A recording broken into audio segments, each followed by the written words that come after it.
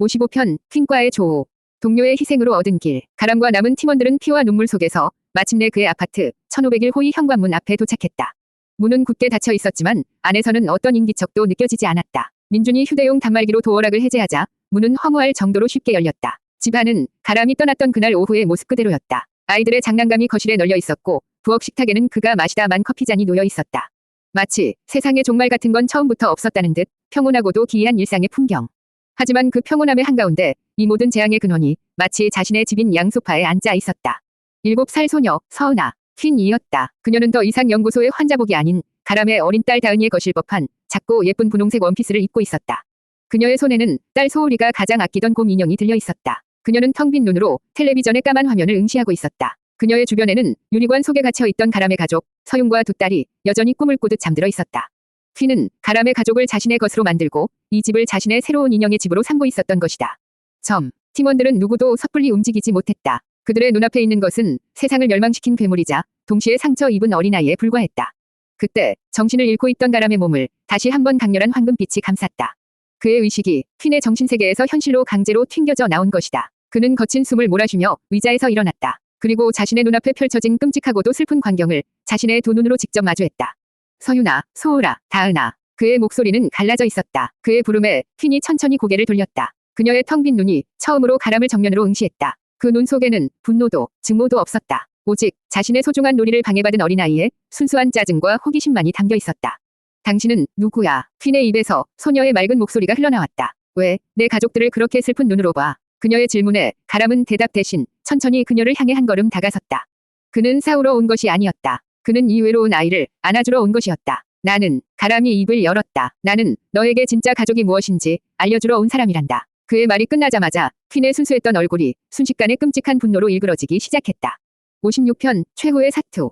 가족, 너 따위가 나한테 가족을 가르쳐. 퀸의 비명과 함께 아파트 전체가 거대한 지진이 난 것처럼 흔들리기 시작했다. 거실의 가구들이 공중으로 떠올랐다가 바닥으로 내동댕이 쳐졌고 창문 유리가 폭풍을 맞은 것처럼 산산조각이 났다. 그녀의 분노가 현실 세계의 물리 법칙을 뒤흔들고 있었다. 나를 만든 것도, 나를 가둔 것도, 나를 괴물이라고 부른 것도 전부 너희 어른들이었어. 그런데 이제 와서 가족이라고. 그녀의 등 뒤에서 검은 그림자 같은 촉수들이 솟아나 가람을 향해 채찍처럼 날아들었다.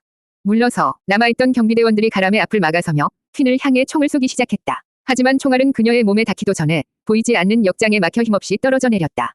촉수는 순식간에 경비대원들의 몸을 꿰뚫어 그들을 붉은 피안개로 만들어버렸다. 이제 남은 것은 가람과 서윤, 그리고 민준뿐이었다. 민준은 필사적으로 노트북을 두드리며 퀸의 힘의 근원인 연구시설의 시스템을 교란시키려 했었다. 서윤은 잠들어 있는 자신의 딸들을 보호하기 위해 그들 앞을 가로막고 섰다. 모든 것이 절망적인 순간, 가람은 눈을 감았다. 그는 다시 한번 자신의 가장 깊은 곳, 부모님이 남겨준 수호의 징표를 향해 의식을 집중했다. 아버지, 어머니, 제게 힘을 주세요. 그의 기도가 마침내 응답했다. 그의 가슴에서 이전과는 비교할 수 없을 만큼 찬란한 황금빛이 터져나왔다. 빛은 그의 몸을 감싸 하나의 거대한 방패가 되었다. 퀸의 촉수는 그 신성한 빛에 닿자마자 비명을 지르며 타들어갔다. 이 빛은 대체 뭐야? 퀸이 경악하며 뒷걸음질 쳤다. 가람은 빛의 보호를 받으며 다시 한번 그녀를 향해 걸어 나갔다. 그의 머릿속에서 홈즈의 목소리가 아닌 성좌의 목소리가 마지막으로 울려 퍼졌다. 보여주어라, 섭의 아들이여. 그대의 모든 것을. 가람은 퀸의 눈을 똑바로 마주보았다. 그리고 자신의 가장 소중한 기억들을 아버지의 각인의 힘을 통해 그녀의 정신세계 속으로 직접 흘려보내기 시작했다. 딸이 태어나던 날의 벅찬 감동, 아내와 함께 웃던 평범한 저녁 식탁, 그리고 자신을 위해 기꺼이 자신을 희생했던 아버지와 어머니의 위대한 사랑. 그의 모든 행복과 모든 사랑의 기억이 거대한 파도가 되어 퀸의 얼어붙었던 마음을 향해 밀려 들어갔다. 퀸은 머리를 감싸쥐며 비명을 질렀다. 그녀의 눈앞에 한 번도 경험해보지 못했던 따뜻한 감각들이 폭풍처럼 휘몰아치고 있었다. 거짓말, 이런 세상은 없어. 그녀의 저항이 극에 달했을 때 가람은 자신의 마지막 무기를 꺼내 들었다. 그것은 바로 어머니 순정이 그녀의 마지막 순간에 아들의 영혼에 새겨 넣었던 수호의 징표의 본질이었다. 그는 퀸을 향해 두 팔을 벌렸다. 그리고 어머니가 자신에게 그랬던 것처럼 세상에서 가장 따뜻한 목소리로 그녀에게 속삭였다. 괜찮아, 이제 괜찮아, 은하야. 그의 목소리가 퀸의 진짜 이름을 부르는 순간 모든 것이 멈추었다. 57편 아버지와 어머니의 이름으로. 괜찮아, 이제 괜찮아, 은하야. 가람의 목소리가 퀸의 진짜 이름을 부르는 순간 퀸의 온몸을 휘감고 있던 검은 기운과 그녀의 눈을 채우고 있던 지독한 분노가 마치 깨지기 쉬운 유리처럼 쨍 하는 소리와 함께 산산조각이 났다. 그녀는 더 이상 괴물이 아니었다. 그녀는 그저 난생 처음으로 자신의 이름을 다정하게 불러주는 목소리 앞에서 어쩔 줄 몰라 하는 겁에 질린 7살 소녀일 뿐이었다. 가람은 천천히 그녀에게 다가갔다. 그는 무릎을 꿇어 소녀와 눈을 맞추었다. 그의 가슴에서는 여전히 부모님이 남겨주신 황금빛 온기가 부드러운 빛을 바라며 흘러나오고 있었다. 나는 너를 해치러 온 게 아니야. 나는 너를 집으로 데려다 주러 왔어. 가람의 목소리는 아버지 섭이 그것처럼 낮고 든든했고 어머니 순정이 그것처럼 따뜻하고 부드러웠다. 그는 이제 더 이상 이가람 혼자가 아니었다. 그의 목소리에는 아들을 위해 모든 것을 바쳤던 아버지와 어머니의 위대한 사랑이 함께 깃들어 있었다. 그는 아버지와 어머니의 이름으로 또 다른 길 잃은 아이에게 손을 내밀고 있었다. 아니 은하는 뒷걸음질 쳤다. 그녀는 사랑이라는 감정을 알지 못했다. 그녀가 아는 것은 오직 고통과 배신, 그리고 지독한 외로움뿐이었다. 그녀는 가람이 내미는 이 낯선 온기가 자신을 파괴하기 위한 또 다른 기만일지도 모른다고 생각했다. 그녀의 마음속에서 마지막 저항이 시작되었다. 그녀의 의지에 따라 아파트 바깥에서 대기하고 있던 최후의 가디언들이 유리창을 깨고 괴성을 지르며 방 안으로 쏟아져 들어왔다. 위험해. 민중과 서윤이 소리쳤다. 하지만 가람은 움직이지 않았다. 그는 괴물들을 바라보지 않았다. 그의 시선은 오직 공포에 질려 떨고 있는 작은 소녀 은하에게 고정되어 있었다. 가디언의 날카로운 발톱이 그의 등을 꿰뚫기 직전 가람은 눈을 감지 않았다. 그는 오히려 은하를 향해 두 팔을 벌렸다. 마치 그녀를 모든 위험으로부터 감싸 안아주겠다는 듯이. 나는 내 아빠도 엄마도 아니야. 하지만 네가 혼자 아파하도록 내버려 두지는 않을 거야. 그의 진심이 마침내 소녀의 굳게 닫힌 마음에 가 닿았다. 은하의 텅 빈 눈에서 난생 처음으로 뜨거운 눈물 한 방울이 흘러내렸다. 그녀가 눈물을 흘리는 순간 그녀를 향해 달려들던 모든 가디언들이 허공에서 먼지처럼 흩어져 사라졌다. 그녀의 슬픔이 그녀의 분노를 잠재운 것이다. 가람은 조용히 울고 있는 작은 소녀를 자신의 품에 가만히 안아주었다. 그의 가슴에 새겨진 수호의 징표에서 흘러나온 황금빛이 두 사람을 따뜻하게 감쌌다. 그것은 아버지의 희생과 어머니의 사랑이 만들어낸 세상에서 가장 완벽한 위로였다. 58편 재앙의 종결. 가람의 품에 안겨 은하는 아주 오랫동안 울었다. 그것은 지난 7년간 차가운 실험실에서 홀로 삼켜야만 했던 모든 서름과 아픔의 눈물이었다. 그녀의 눈물이 마를 때쯤 그녀의 몸을 휘감고 있던 기괴한 검은 기운은 모두 사라지고 창백하지만 평범한 소녀의 모습만이 남아있었다. 그녀가 울음을 그치자 믿을 수 없는 일이 벌어지기 시작했다. 도시 전체를 뒤덮고 있던 좀비들이 마치 실이 끊어진 마리오네트처럼 그 자리에 풀썩 쓰러져 깊은 잠에 빠져들기 시작했다. 군포를 시작으로 서울 그리고 대한민국 전체에 퍼져 있던 모든 감염자들이 일제히 활동을 멈춘 것이다.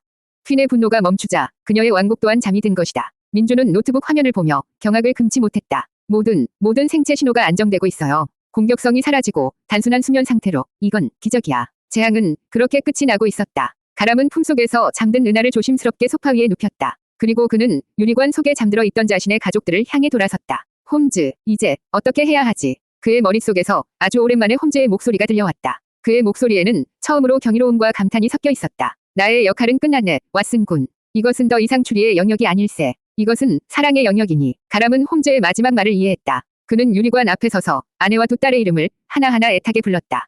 서윤아, 소울아, 다은아, 아빠 왔어. 이제 집으로 가자. 그의 목소리가 퀸의 정신지배에 묶여있던 그들의 의식에 가 닿았다. 유리관 속에서 세 사람의 눈꺼풀이 아주 희미하게 파르르 떨리기 시작했다. 마침내 길고 길었던 악몽이 끝나고 새로운 아침이 밝아오고 있었다. 59편 기적적인 재회. 은하의 울음이 잦아들고 세상의 모든 소음이 멈추었다. 가람은 자신의 품속에서 지쳐 잠든 작은 소녀를 조심스럽게 소파 위에 눕혔다. 그리고 그는 자신의 진짜 세상, 자신의 모든 것이었던 가족들을 향해 천천히 돌아섰다. 유리관 속에서 아내 서윤과 두 딸 소울과 다은은 여전히 잠들어 있었다. 하지만 그들의 얼굴은 이전의 텅 빈 표정이 아니었다. 마치 긴 꿈 속에서 무언가 따뜻하고 그리운 것을 만난 듯 희미한 미소가 입가에 걸려 있었다. 서윤아, 가람은 떨리는 손으로 아내가 갇혀있는 유리관의 표면을 어루만졌다. 차가운 강화유리 너머로 아내의 온기가 느껴지는 듯했다. 소울아, 다은아, 아빠 왔어. 이제 집에 가자. 그의 목소리가 퀸의 정신지배에 묶여 있던 그들의 의식에 마지막 열쇠처럼 가닿았다. 유리관 속에서 세 사람의 눈꺼풀이 아주 희미하게 파르르 떨리기 시작했다. 가람, 가장 먼저 눈을 뜬 것은 아내 서윤이었다. 그녀는 낯선 유리관 속에서 혼란스러운 눈으로 주변을 둘러보았다. 그리고 마침내 유리관 밖에 서 있는 남편 가람의 모습을 발견했다. 그녀의 눈이 경악과 안도감으로 크게 흔들렸다. 여보, 이게 대체 무슨 일이에요? 여긴 어디고, 아이들은? 그 순간 양옆의 유리관 속에서 두 딸 소울과 다은이도 차례로 눈을 떴다. 아이들은 낯선 환경에 울음을 터뜨리기 시작했다. 엄마, 아빠, 무서워. 괜찮아, 괜찮아. 아빠 여기 있어. 가람의 머릿속에서 홈즈의 목소리가 마지막으로 울려 퍼졌다. 이제 나의 역할은 끝났네, 왓슨 군. 저 유리관의 잠금 장치는 퀸의 의식이 안정됨에 따라 중앙 관제실에서 해체할 수 있을 걸세. 자네의 마지막 사건은 이제부터 시작이군. 가족에게 돌아가는 길이라는 아주 흥미로운 사건 말일세. 홈즈의 유령은 그 말을 끝으로 희미한 미소와 함께 연기처럼 사라졌다. 가람은 민준을 향해 소리쳤다. 민준아, 관제실, 유리관 잠금 장치를 해제해줘. 민준은 즉시 관제실로 달려갔다. 잠시 후 쉬익하는 소리와 함께 세 개의 유리관 문이 동시에 열렸다. 가람은 가장 먼저 울고 있는 두 딸에게 달려가 그 작은 몸을 자신의 품에 힘껏 끌어안았다. 아빠가 미안해. 아빠가 너무 늦었지. 정말 미안해. 그의 등 뒤로 아내 서윤이 다가와 세 사람을 함께 끌어안았다. 네 사람은 폐허가 된 아파트의 거실 한복판에서 서로의 온기를 느끼며 한참 동안 아무 말 없이 눈물만 흘렸다.